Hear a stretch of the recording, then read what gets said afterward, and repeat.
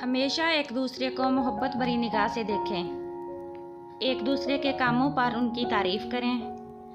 गर्मजोशी से मिले और मुस्कुराकर रुखसत हों। शौहर अच्छी हैत अपनाए और बीवी ज़ेबो ज़ीनत का ख्याल रखे। एक दूसरे को तोहफे तोहफ़ पेश करें। अहम मामलात में मशवरा करें। कभी कभी घूमने और तफरीह के लिए भी जाएं।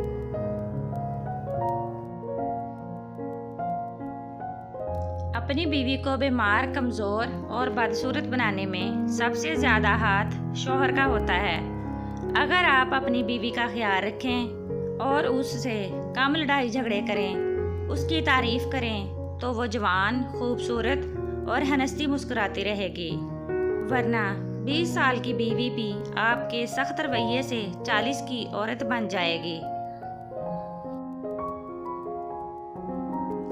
बीवी के लिए शौहर से और शौहर के लिए बीवी से अच्छा कोई दोस्त नहीं।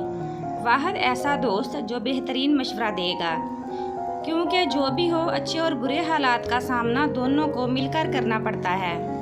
यही दोस्ती है। बीवी भी मखलूक है जिसके लिए शौहर की एक मुस्कुराहट, एक तारीफ ही सब कुछ है। मगर अफसोस कि शौहर उसके दामन में ये मामूली सी खैरात भी नहीं डालता। औरत मर्द की अमीरी गरीबी से बिल्कुल मुतासर नहीं होती। वो तो बस उस मर्द से मुतासर हो जाती है कि कोई मर्द उसे कितनी इज्जत देता है।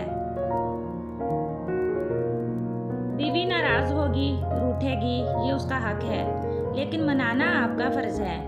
कभी उसकी नाराजगी तोड़ने की कोशिश ना करें। कभी अपने आप को लापरवाह और बेपरवाह साबित ना करें। कभी ये जिद ना लगाएं कि वो खुद ही रूठी है और खुद ही मान जाएगी। उसको मनाओ, उसकी जिद पूरी करो। अपने शौहर से इजहार मोहब्बत कीजिए और उनके दिल की मलका बन जाइए। ये मुमकिन ही नहीं कि इंसान जैसी सोहबत में बैठे और वैसा ना बने। हर काम में जल्दी करे और नुकसान ना उठाए। दुनिया से दिल लगाए और पशेमान ना हो।